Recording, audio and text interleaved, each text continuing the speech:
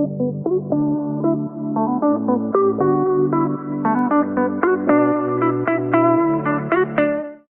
is Lillian with the Help Yourself podcast.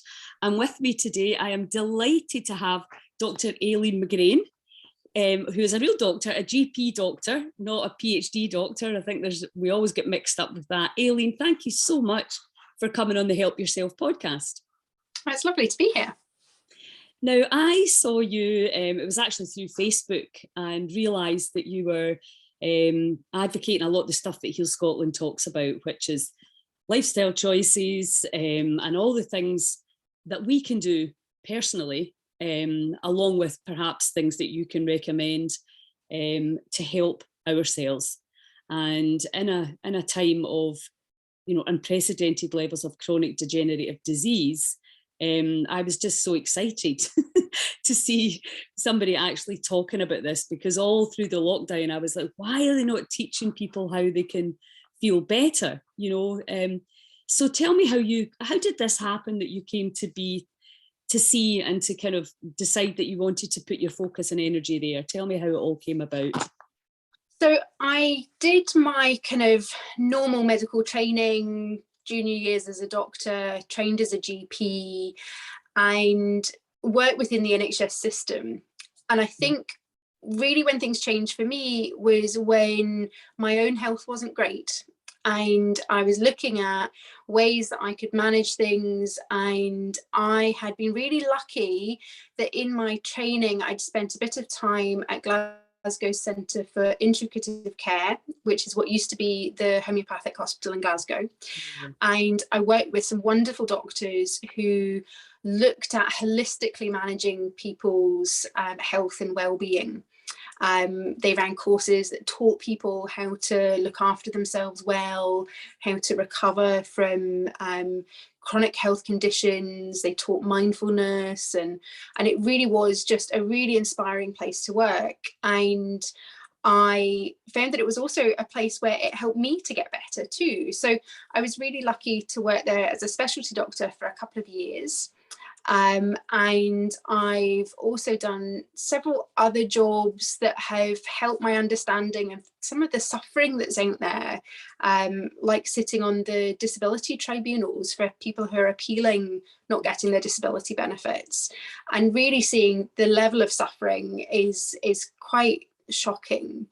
I've continued to have struggles with my own health, which I've learned to manage because I know what I need to know.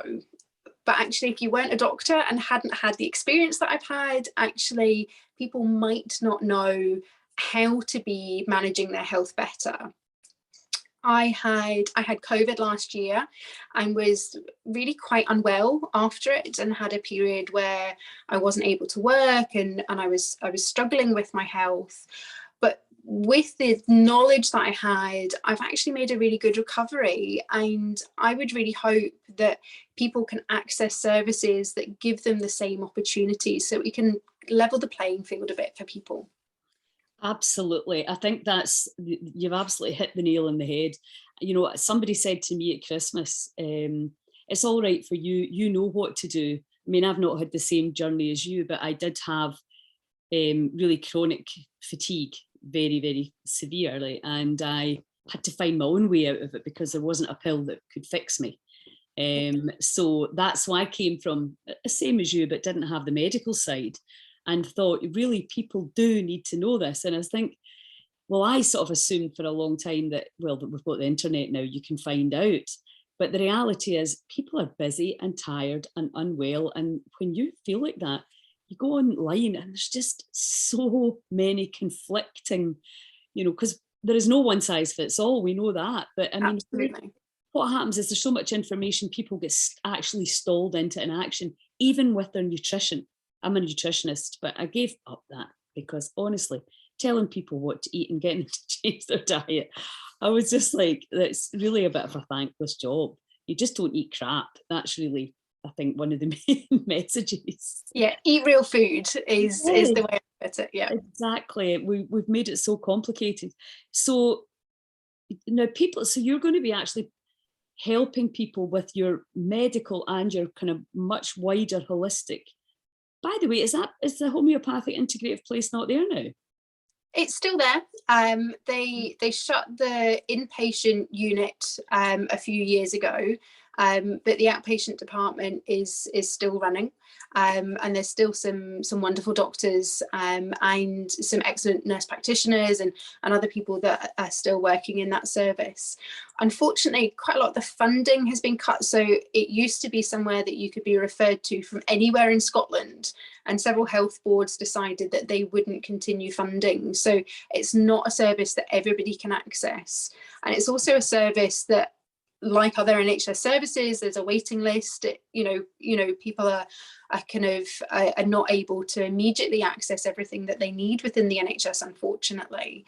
And the NHS has so much value. It is so good at dealing with a number of acute health problems and emergencies, and it has a really important role. But there are some issues what I think we need to start to realise as a society, that we need to take some ownership and responsibility about, and understand that our health is something we kind of need to invest in, so that we can actually learn how to manage these things better and use those aspects of NHS care as and when needed, and tap into it in those kind of acute emergencies. But the huge chronic health crisis within Scotland isn't going to be supported by the NHS in its current format. And so my new service is designed in a way to try and hopefully give people what they need. So a much longer consultation. So I recommend a 90-minute consultation to start with, so that we can really sit down and explore all aspects of somebody's health and how it's affecting their life, so we can kind of work out where somebody is, where they want to get to, what we can do about that. And using a combination of things. So yes, using conventional medicine, it has a place, and there's times that we need to be using it, but also thinking about the complementary things that we might want to use, and the lifestyle side of medicine, which I think as GPs, we all want people to be doing, but don't really have the time to be spending with people on really encouraging them and motivating themselves to understand really the influence they have on their own health. Absolutely. And I think, it's really a completely new way to see the body. Which is, it's where you live, it's where you think, it's where you feel, it's where you believe, it's where you perceive, and all that information is going through every cell, and that affects our chemistry, which ultimately affects our immune system, etc. So, and I think, absolutely 90 minutes is a much nicer amount of time than 7 minutes apparently in a lot of surgeries. And I know even here, where in Lochilphead, where I am, people are still not getting to see GPs, and I think there's certain things that you really have to have your eyes on somebody to be able to, really feel into them a bit. Yeah, there's a place for the virtual medicine, and the telephone triage is helping GPs work out who has the acute need that they need to deal with, and they can work out which people they need to bring in to be seen. My service is set up in a way that we're virtual but a video consultation, which is the next best thing to sitting in person with somebody, which would always be my preference, but isn't always easy to manage. And particularly with people with chronic health problems, getting out of the house and traveling, actually it makes it a bit more accessible for some people. So I've kind of used that as the way to try and get that balance between different needs, both of my service and the patients. And it seems to work well for people. I'm getting positive feedback about it. Yeah, and it's great. I mean, because at least you can see them then, Yes. and you could get a feel if you felt maybe they needed to go somewhere, or if they needed more urgent care, I suppose. Absolutely. And also the great thing is, because my friend Claire, who's a medical herbalist, it expands your reach. It means it's not just people that are demographically close to you. It means that anybody really can get the opportunity to have that 90-minute, full consultation and chat with you, and get your point of view and your own personal experience, which I think is really huge as well. If you have been feeling, you know, chronically unwell, I know that when I had COVID, I was floored by it as well. You think, God, this is how some people feel, you know, and then, you know, in lockdown in your house alone, this is, you know, it's a really good opportunity to kind of feel these lower feelings that, you know, that a lot of people have experienced through their health, when you've been pretty lucky, you know, all along. So I think it makes you more empathetic, really, is what I'm trying to say, I suppose. It does. I think that's the one thing that we have to take as kind of the silver lining from personal health problems, is that it really deepens your understanding of your patients.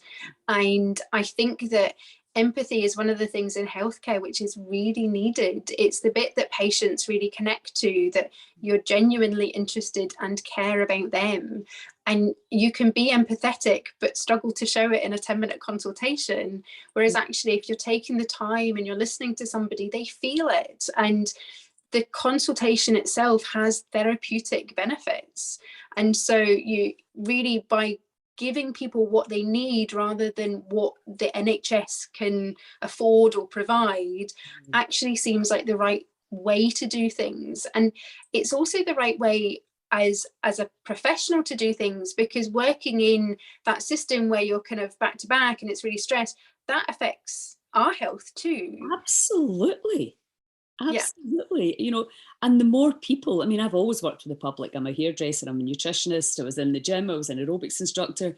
So, you know, the more people that you're dealing with, the harder it is, you know. So, and also I think if somebody has a chance, you're going to wheedle more information in 90 minutes, which can be in itself such a massive let and go exercise. Just the fact that somebody can actually come and tell you, you know, how they're actually feeling. And especially because I think a lot of people didn't want to go out during these 2 years because they were made to believe that they were very vulnerable. Maybe they were, but I think some weren't. But they're now too scared to go back. So kind of got into a habit of ignoring the body again, you know, when it's really quite obvious that it needs some support. So and that's one of the things that I really love, is helping people to understand what their body is telling them. So what we see as symptoms are kind of signs from the body, that our body is asking us to listen to something, and that it almost doesn't matter kind of where it's coming from. It's about tapping into it and listening. One of the reasons why I use mindfulness as part of what I offer, because mindfulness brings with it that kind of, you know, acceptance of what's happening in the present moment, scanning through your body, seeing what you're experiencing, and actually then kind of interpreting that and having somebody to guide you to understand what that means, what, you know, what it means when you're tired. You know, what does it mean when you're feeling dizzy? Or because there's a whole host of reasons why that might be. But actually then when you've found out enough about somebody's life and their experiences, you can normally put those pieces of the jigsaw together for somebody to help them understand what's going on and what we can do about it as well. Yeah, and I mean, it's prevention, isn't it? You know, when the body starts knocking, it's, you know, because it knocks quietly at first and then it gets louder and louder and louder until we listen. And, you know, I traditionally to date have worked a lot with people who've been diagnosed terminal or incurable, working primarily with their fear and their mind around that. And then I thought, I'm going to put more focus on prevention, because instead of trying to pull people back from over the cliff, let's try and help people not to fall off the edge. And I think that's, you know, exactly that. The body is an intelligent, you know, bundle of cells. It made eyes and legs and hair and all that. So it knows what to do. And it's just learning that new language and listening. Because I think, you know, you were probably the same. I know you've got 3 children, you know, you're a doctor. It's tiring, this life. And then, you know, you get a virus or whatever, you know, there's another straw comes on the camel's back. And before you know it, you're like, but we tend to ignore it, don't we? Do you find that? Yeah. It's because it's convenient to ignore it, and we have ideas about what we want to be doing with our lives and plans, and so we do things because it's what we think we should be doing. And actually it's really important challenging ourselves around what we're better to be doing, not just what we want, but actually what we need. And understanding the difference between needs and wants is really important, because I think we quite often get caught up in the consumerist society that we live in, and actually our basic needs are pretty simple, and we need to be looking after those before we add on any of those extra wants. And if we're not meeting those needs, actually we're going to become depleted, we're going to start to suffer. And if we're not listening for those little signals, and it's really interesting when you look at the sense of interoception, and how not everybody has a good sense of interoception. So we don't all have a good tune into our body to be listening to these senses about, are we hungry, are we tired, are we thirsty? And so some people actually need to work harder to look after themselves and others, but don't even realize that they're facing that extra battle, that they assume that they're just like everybody else. But we're all individuals, we're all completely unique and special in our own way. And so learning to understand what our body is asking for is important, because it might not be the same as what the next person's body is asking for. Yeah, absolutely. And I think, it's like some people can lose weight easier than others. Some people can go do a detox and feel brilliant, and there is absolutely no one size fits all. And I mean, I've certainly seen it very clearly. And the other thing, obviously, as women, because most of my clients are young women with children, and it breaks my heart, because, they're the demanding role of being a mum and a partner and having a career and all of that's far too much. It's just, our health, is suffering for that. And I think, sort of getting pregnant, recovering from growing a human, breastfeeding, perhaps, and then, periods every month, and then you've got the menopause, of course, to look forward to. So there's all these different times that have completely different nutritional, exercise, spiritual, emotional needs. So all of that really has to be taken into consideration, doesn't it? It does. And my first episode of ill health was after I had my first son, and I had postnatal depression, and it was a really tough period. And I'm now kind of entering into the kind of perimenopausal kind of stage, and I think we have to understand how these different times in our life affect our health in different ways, and that actually what works at one point isn't necessarily the same thing that works somewhere else, and we need to continue to adapt and change what we're doing. I used to have this idea that there was this goal of health that you got to, and I think the longer I've been learning, the more I'm realizing that actually it's just a continual journey, that we have to continue to adapt to and learn more things, and we start to maybe kind of understand a different aspect of it that's come in. And so I guess for all of us, it's a learning journey. And I guess I see doctors, our role is to maybe understand some of the extra bits of the body and how it works and what medicines work and how they are and when things need investigated and maybe when they don't. But our job is a guide to people to help them understand that journey, because we've seen lots of people on those journeys. I think the important thing for doctors is the fact that if we're people that are going to teach people about health, we should be healthy ourselves. And so I'm not at that goal of health, but I think when you're committed to wanting to be healthy, I think that's the right place to then be able to help other people. Absolutely. And I think, you're kind of the living, breathing example that, you've got your children, your career, and you want to help others, and we're all a work in progress. That's the reality.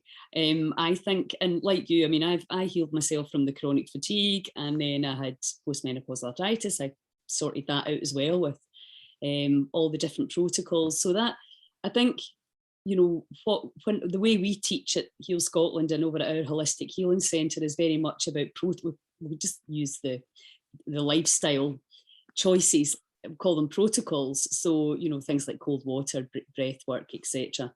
And then, but also how you approach it, because, and particularly with diet, how people get very angry that they've got to change their diet and they don't really want to. And the whole mindset around that, instead of being kind of like, wow, I can influence this energy system by putting in these much more vibrant organic foods, the attitude can be very, you know, challenging for people. It can be really hard. And I was watching Andrew Huberman with talking about the microbiome and how, well, they've done the tests on mice because it would be impossible to do this test on humans, but generation and generation of a poor diet, it then becomes more difficult for the next human coming, so the next child, to have great health, because the microbiome, if you can change your diet and you'll get a kind of temporary improvement, but then the community is so strong that the body seems to remember the old way. and you know, we slip, that again, this is done in mice, but that, you know, it's kind of a guidance as to what could be happening. So when I choose to eat a lot of crappy food and then have a kid, we're passing that on. And I think that's really important too, you know, because it's quite worrying when you think, when you see some children now that are obese and you know, anxious and all the things that, you know, that we never used to really, I mean, I was anxious as a kid, but nobody gave me a label. It was quite normal. Everybody was, I think. But now we're really seeing all these labels, etc. You know, what's your thoughts on that? I think we are in a society where I suppose kind of there's the nature and the nurture side of things with kids. So if we are people that have certain habits, we're likely to pass those on to our kids because that's what they're used to in their environment. Mm-hmm. And there's also all the fascinating stuff around epigenetics as well, around how our lifestyle can kind of flick on and off genes, so that actually we do have more control than I think we used to think we had over our genes. So there's, I think, more of an incentive to look at how we're living our lives to be able to reduce our chances of certain illnesses. Mm-hmm. I think that when it comes to kids, we know, and I think Scotland knows, the importance of trying to help children be healthier. It's got some really good strategies in place to try and help, you know, with things like, you know, oral hygiene for kids. And I've seen some amazing work done on the Scottish Government by understanding of the adverse childhood events and the impact that has on people as they grow older, and the effect on their lives and illnesses. So I think we know that this is somewhere we really need to invest our time and energy into helping children be healthier. And I think that in part comes from teaching their parents as well.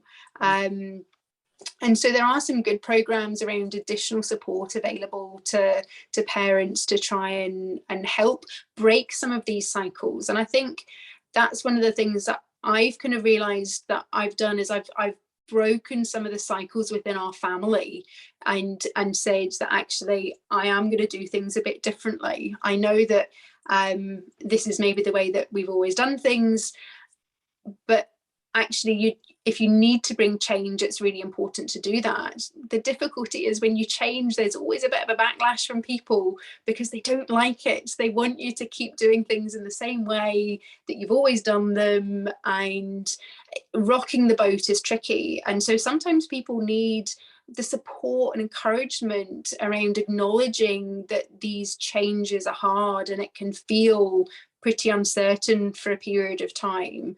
But getting through that and getting to that point of having a healthy impact on your well-being is really worth it.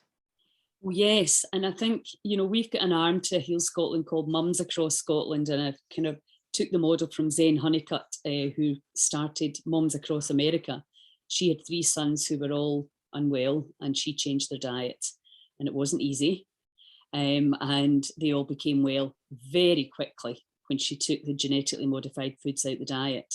And so, but the last thing we want to do is stress mums more, but there is no kind way to say that we need to get, their kids are getting far too much sugar. And you know, my thinking always was, if we could all kind of, like, with the schools and with the parents and with the children, decide that we're all going to do it, and we were all going to, you know, make sure that they weren't taking crap snacks to school. I mean, their brains don't work when they're eating that stuff, and teachers can't teach them. I mean, there's so many reasons why we have to do it. But, yeah, you know, it's that change, it's the neuroscience of change, I think, and understanding the plasticity of the brain and the habits and the programming, and how, yes, you will resist, and yes, you will not want to do it.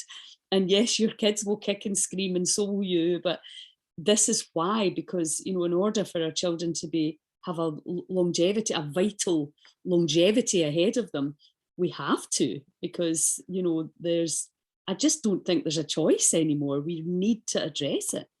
Yeah, I think sugar is a real tricky one.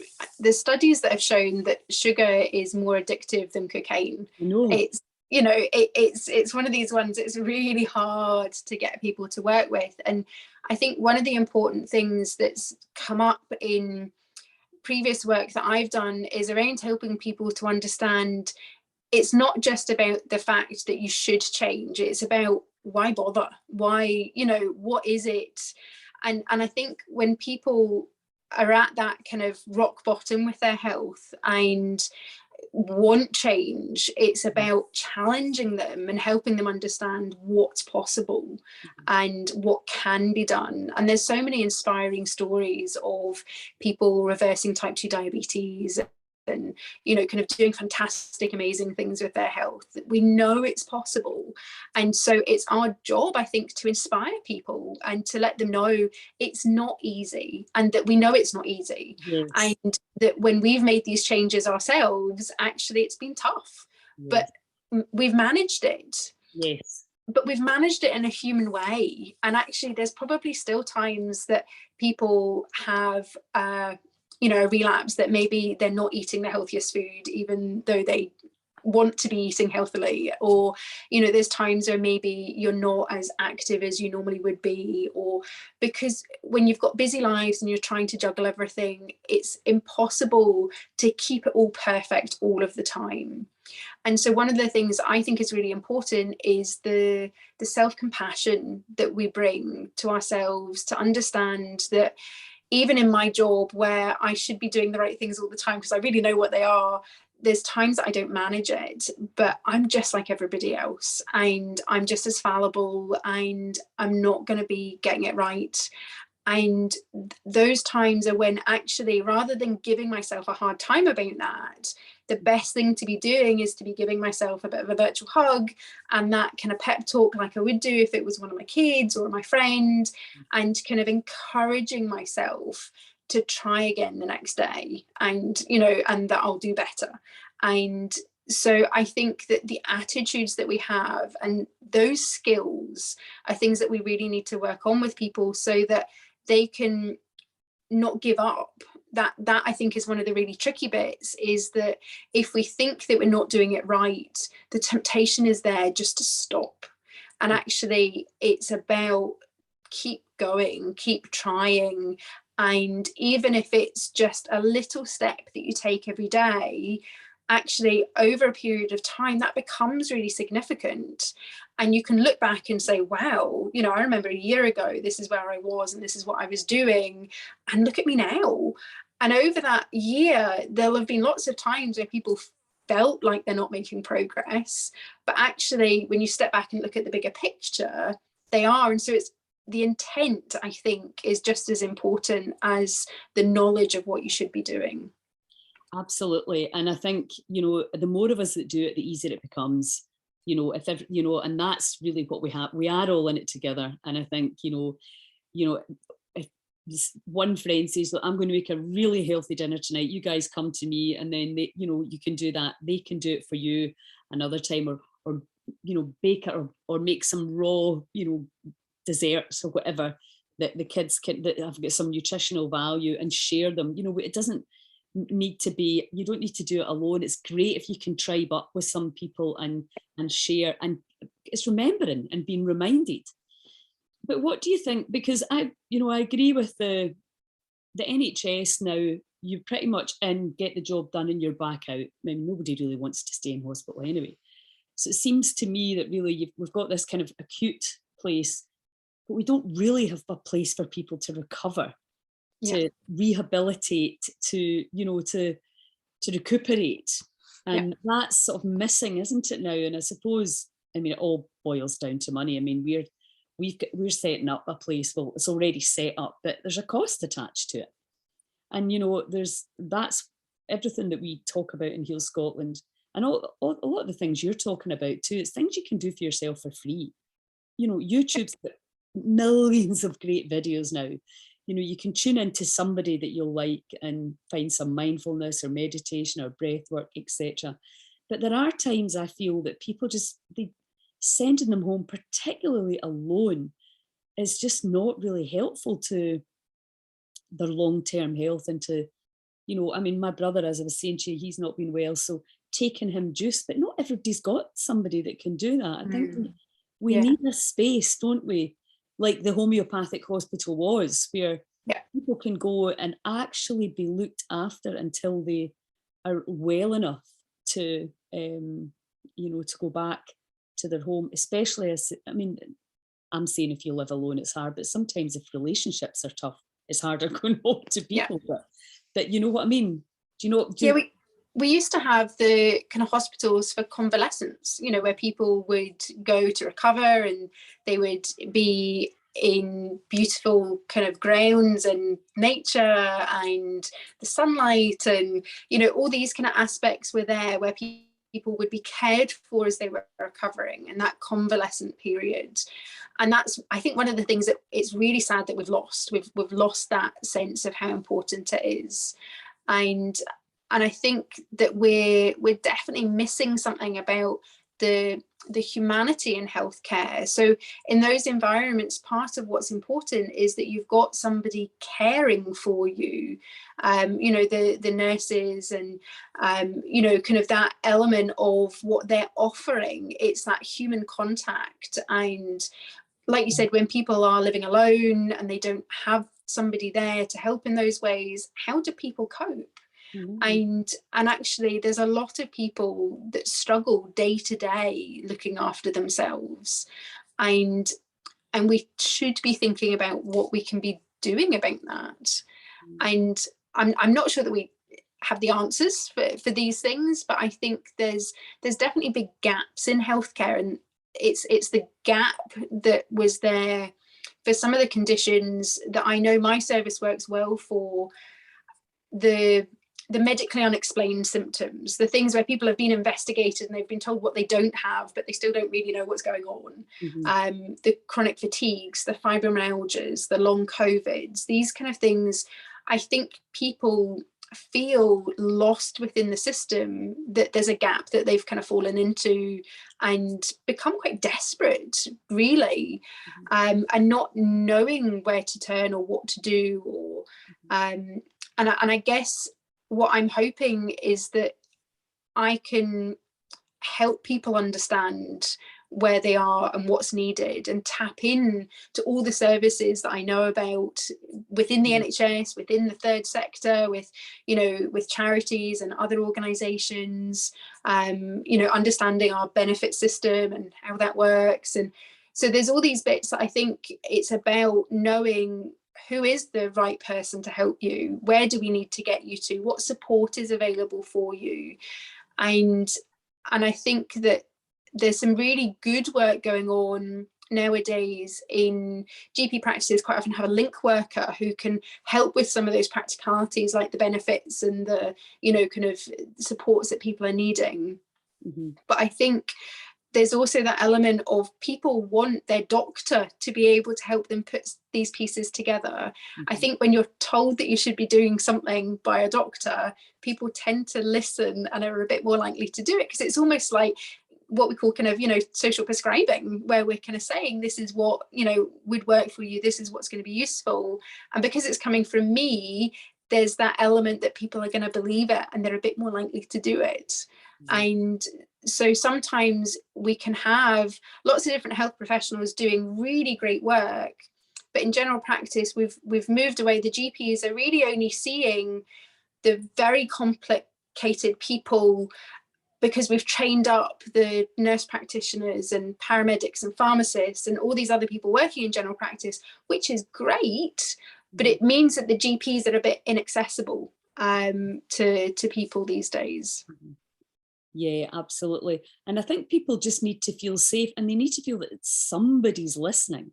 Yeah. Because I know with it, the clients that I work with, very often, if they've had all the treatment that is available, then they're kind of left to sort of wallow in terror about what's going to happen next. And, that kind of real need for reassurance. And I suppose ultimately we have to discuss death, and what is it and how do we're all going there.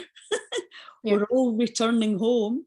And and you never know when that's going to be and how we can maybe, I know there's hospices, but, I still think there's just a big gap for people, that just basically need some reassurance and perhaps some medical help at the same time. There's definitely a lot of suffering going on, as you've clearly identified, that I think we could alleviate by conversations like this, that I'm hoping.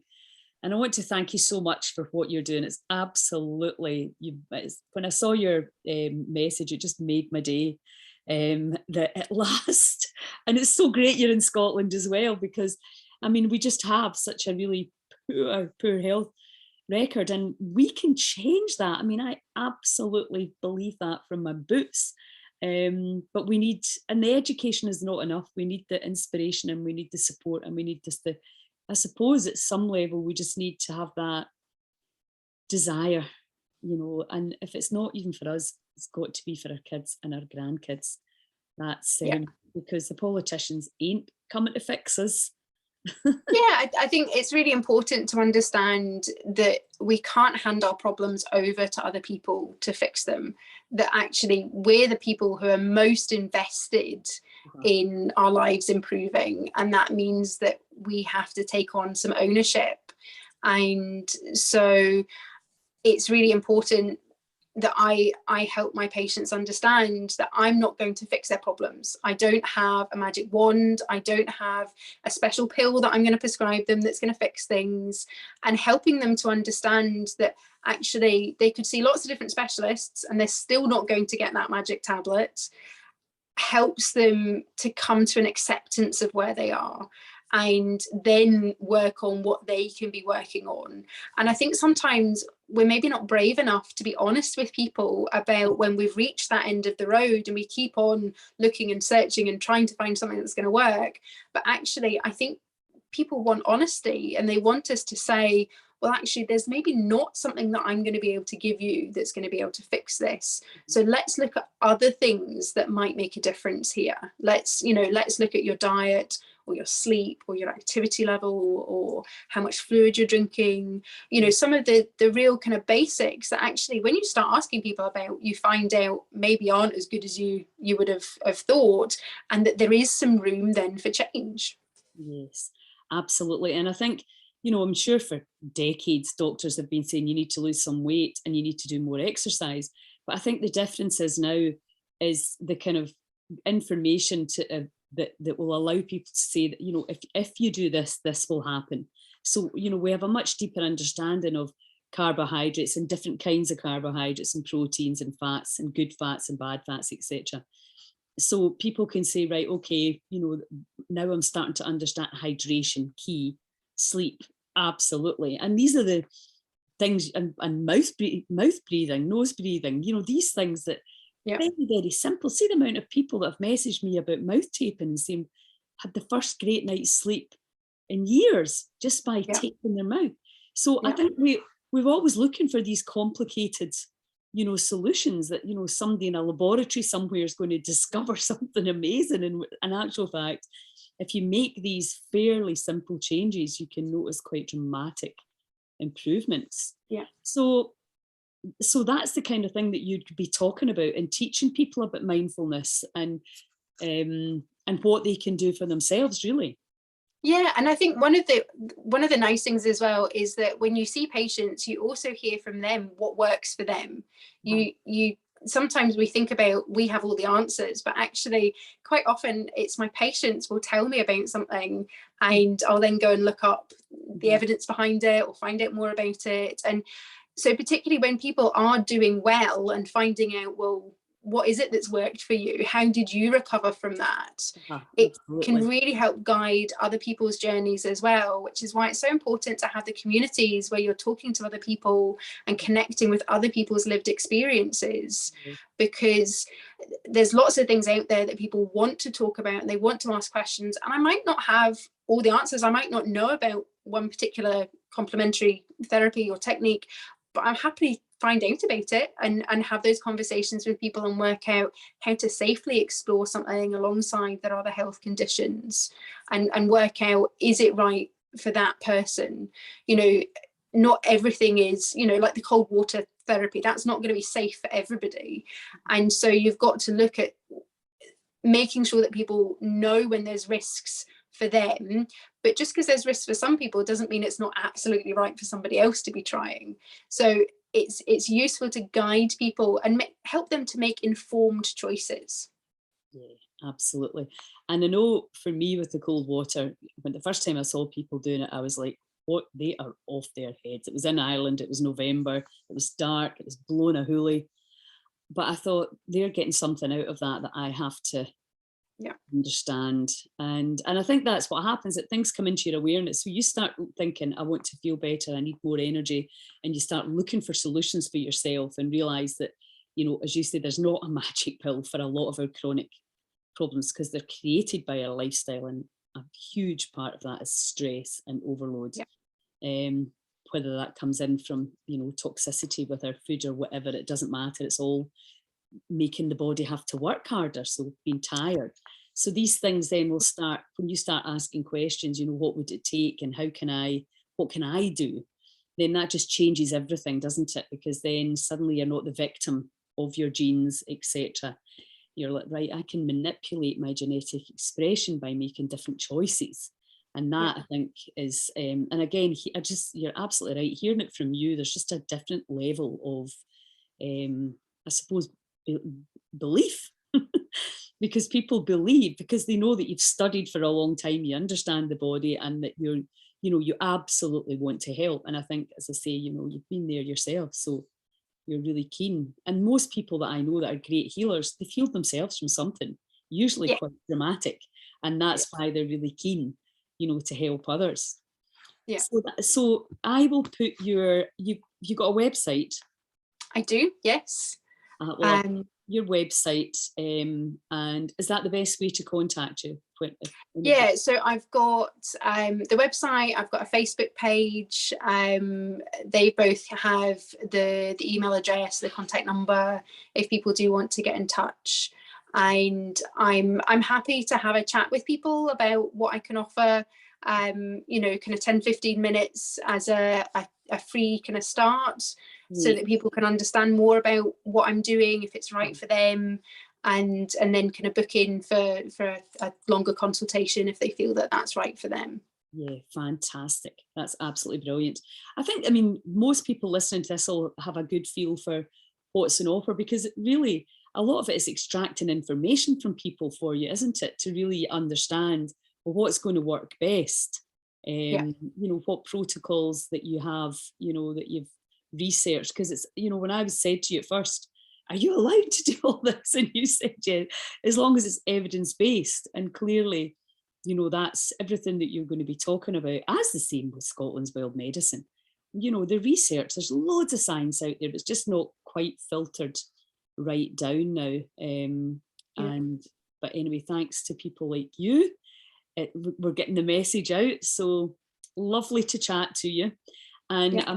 and I'll chat to you again, I'm sure, further down the line to see how it's all going. Yeah. And I know that you would like to eventually have some physical premises, wouldn't you? Yeah, I think it is really important to have the opportunity to sit face to face with people. That human connection is something that I crave as much as everybody else. And so I'd love to have premises.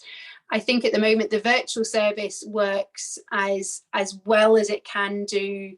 And I know that if I've got somebody that I think they really need to be examined by somebody, I'm going to be writing to their GP and explaining what's going on, how I think we need to do things differently. If there are tests that need to be done, I can recommend those to their GP, or I can refer them privately. You know, I can find a way to make sure that we're not missing anything. And that's one of the things that I think makes a difference, is about, I know which things we shouldn't be ignoring and which symptoms and signs we really should be investigating so that we don't miss something important, and then finding ways to make sure that that happens.